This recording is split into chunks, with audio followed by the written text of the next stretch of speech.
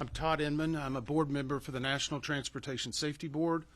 I'm the on-scene board member for this accident. With me is Shahoon Chin, our investigator in charge. Now, before I tell you about our progress to date, I do want to again extend our sincere condolences to everyone that is involved in this crash.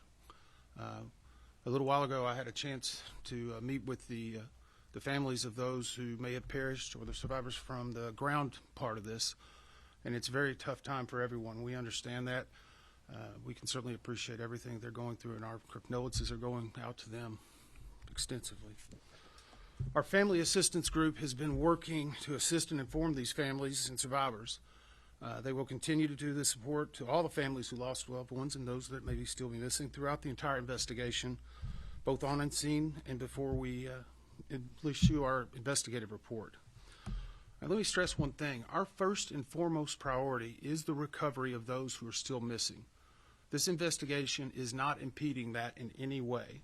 They deserve to be treated with dignity and with the respect that they've earned. We are working very closely with the local authorities to make sure that if there's any identification of a survivor or recovery of remains, anything like that, that is the first thing that takes priority. And so I think it's important that we understand that. I also want to point out the coordination that we've had with the Louisville and the state EMA directors. Their work has been extraordinary, especially as we continue on into day 3 of this investigation. The Louisville EMA director has been a great asset to us and to everyone, and is diligently working to make sure we can bring closure to as many people as possible. It's been a very active response. Today is our first day fully of being able to investigate. So I'd like to also tell you a little bit about what we call the party process. This has been in place with the NTSB for approximately 30 years, and we offer this party status to those companies, government officials, agencies, and associations that have employees or activities that were involved in the accident and crash, and that they can bring technical expertise to help us understand it. In our organizational meeting, which occurred last night, we wrapped up at about 9:30 last night. In fact, the teams actually continued to meet after that for several hours. We named the following parties to this investigation: the Federal Aviation Authority, United Parcel Service, the Independent Pilots Association, sometimes referred to as IPA, the Teamsters Union, which represents the mechanics for UPS, Boeing Corporation, which is the now manufacturer of the aircraft after a consolidation with McDonnell Douglas, and GE Aircraft Engines. Now, the NTSB has put together a multidisciplinary team, and I mentioned yesterday the different groups that we put together. And so we have actually brought in additional specialists. Right now, the NTSB team is over 30 individuals. We've brought in additional vehicle performance specialists and a materials engineer. And of course, they are being supported by dozens of individuals in Washington, D.C. and elsewhere in the country. We have no issue bringing any resource that we need to make sure we have the right people in place while we are on the ground here. Now, we have received preliminary flight data information. This would be commonly referred to as ADSB. These data points that were provided by the FAA showed the aircraft for the last reporting time was at 475 feet of altitude, traveling at a speed of 183 knots. This data point was collected at 5:13 and 32 seconds Eastern Standard Time on the night of the accident. This information will be coupled with the flight data recorder information and other information that we receive that will help us prepare a timeline of exactly what occurred and in what progression, what was known in either the cockpit or on the ground, and it is another important part of the information.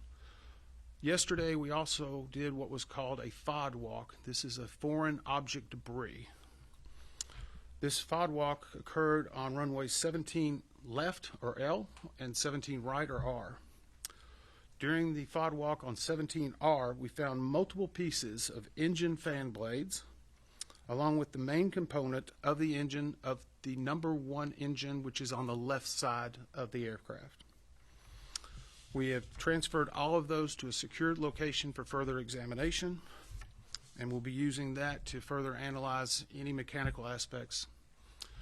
And I mentioned yesterday we had recovered the flight data recorder and the cockpit voice recorder, often referred to as the FDR and the CVR. Last night, one of our recorder specialists flew overnight with that recorder, immediately went to the NTSB headquarters where we have a recorder's laboratory, and extracted the data from both the FDR and the CVR. We consider this a good extraction with good data points, which means that we will have even more information to help paint a comprehensive picture. So with that, I'd like to introduce Shahoon, who can give you a few specific pieces of information regarding the flight data recorder.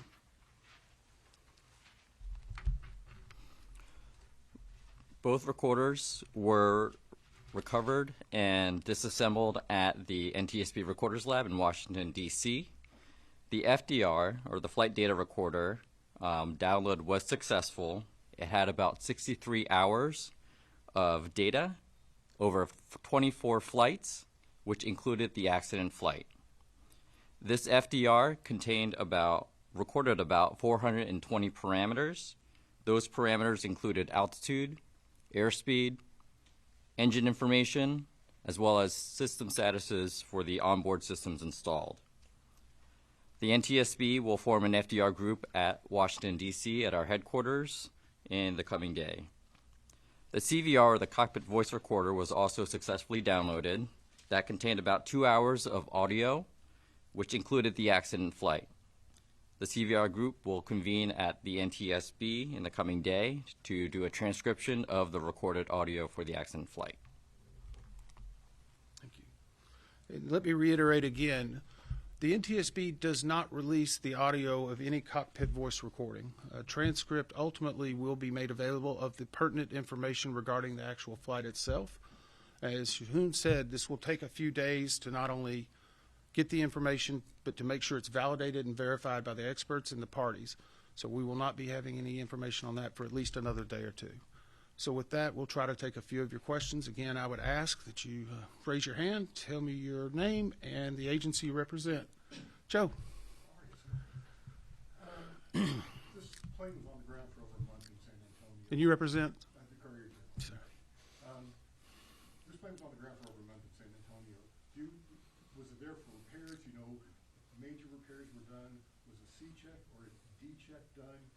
And were the engines removed and pylons removed? So the question for those who may be watching is, we understand that the plane was in San Antonio, Texas for approximately 6 weeks, and what type of maintenance or what type of work was done on that. We are aware that this aircraft was there in San Antonio.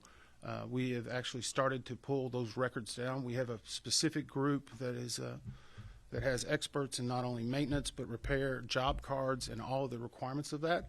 We're currently downloading that information and going back, and we will actually, as part of the investigative process, we will go back even further from that to get additional pertinent details about certain inspections and checks based on the age of the aircraft, and we will move forward and we will look at every piece of maintenance that was done, even from the San Antonio time all the way to the date of the flight.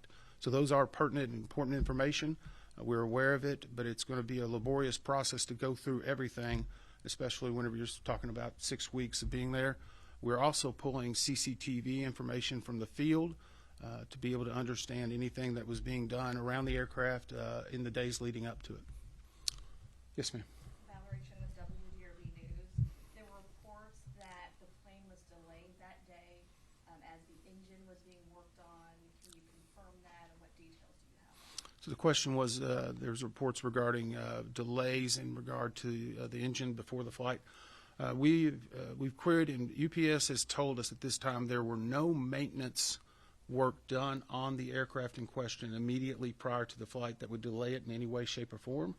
Obviously, one of our jobs is to make sure we verify anything that we may learn through multiple sources, but nothing to this point has been presented to us to dispute that.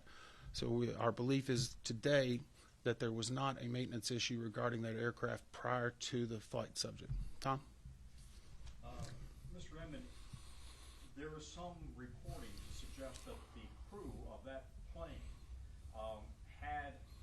they were supposed to be on a different plane, and and that plane was swapped out for a maintenance issue. In other words, they were on the second plane to take to Honolulu. The previous plane that they had been assigned to may have been swapped out because of its own maintenance issue. Are you aware of that? And also, can you speak to if there is a broader concern about the MD-11, what steps will you take to ensure that that word is spread out and maybe there's a fleet-wide inspection? You know, each time you ask a question, Tom, you ask two. But that's okay. That's okay. That's okay. Thank you. The question was in regard to the incident aircraft, and that there's been some reporting or discussion of whether or not it had been swapped out by that crew to take a different plane to on its Honolulu flight.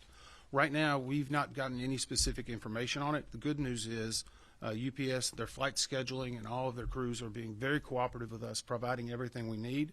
So we will go back and look at that history, because whenever a crew is assigned, obviously sometimes that's a last-minute change. But with cargo operations, it doesn't happen very quickly if you have to move a lot of cargo and other things. So the good news is, again, we've got CCTV footage. We can be able to identify and validate that very quickly, but it is one part of the pre-flight information that will be part of our report. The second question was in regard to the MD-11s. And I can say this, you know, every aircraft, based on its age, the number of hours and cycles, has to go through a series of checks that have been tested and verified over many years of this plane flying. We are going back and looking to confirm every one of those checks were conducted and to verify. And sometimes in accidents like this, we may make recommendations for a different check or a different type of work to be done. But the most important thing I can stress to you, we have no problem or concern if we find something that is of life safety or that is urgent, of making an urgent recommendation. To date, we have not found anything that would indicate we need to take that action, but we have no problem making that recommendation immediately when we find information that could help the traveling public and make them safer. Yes, ma'am. Alexis Matthews, WLKY News. As far as your investigation and prioritizing those people who are unaccounted for right now, do you treat the plane victims and the victims on the ground the same in your investigation, or are they classified differently? So the question is in regard to the plane victims and the victims on the ground. Let me again stress, we are not involved with the coroner's operation, the medical examiner, or the emergency management association. Sometimes in the course of the way we brief families, we may conduct separate briefings just because they have a different set of questions and concerns and issues. As I said earlier, earlier today, I briefed the families of those who were on the ground. There were approximately 50, 60 people. It's a tough situation. It's hard. Their main issue is, where's my loved one? Because right now no one's been identified. After this conference, I will be briefing the families of those that were on the plane itself. So the only real differentiation for us is how they receive the information, which may be pertinent to what they need, especially in the early days of an investigation. Yes, sir. Two more questions, please. Conrad Delush with WHAS. As part of the investigation into this, is there going to be an attempt to reconstruct the entire plane, or even just the left wing where the engine fell off? So the question was, will there be an effort to reconstruct the entire plane or just the engine? It depends on what we need to do. Right now, we're recovering still a lot of debris. I was at the incident location today and spent several hours walking, and you can very clearly see a path, if you will, from where the airport was and to where the debris field is. And you can kind of see it aerially, but whenever you're standing there, you can see burnt trees. You can see molten. While we were there, we actually, one of the other engines was very prominently positioned, but it's a large item that'll need crane work to be able to bring in. As I said earlier, the number one engine on the left side, we have already retrieved and put it into a secured location. We will do everything we need to find out what happened and to figure out how to keep it from happening again. We have no problem if we need to. We've reconstructed entire planes that were in the ocean before. The main thing is that we understand this and get answers. One more question. Tom Hanson with CBS News. First of all, Chris Van Cleve sends his regards. I just want to circle back to the history of repairs. I know that you guys are downloading that. You are sifting through that history. We've seen reports that it needed repairs on one of its fuel tanks and on a rusted part of the plane. How confident are investigators that those repairs satisfy the safety criteria for this plane to fly? So the question was regarding some reports that possible needed repairs that were done. every aircraft operates with what in an airline, such as UPS, operates with what they call a minimum equipment or minimum requirements. The parameters can change based upon what the necessity is, because sometimes you can have something that maybe a light is out and it's still safe to fly. So there's a lot of information. The good news is we have a number of MD-11 pilots and mechanics that are all certified or instructors. Last night during our organizational meeting, the parties that were named to it and the individuals all had to give their background. We have hundreds of years of experience on the MD-11 and its maintenance, so I feel very comfortable that those experts are going to be able to see if any repairs should have been done or not. And again, if it's something we learn from this investigation, we have no problem making an urgent recommendation in order to correct the future activities to ensure the traveling public is safe. Thank you very much.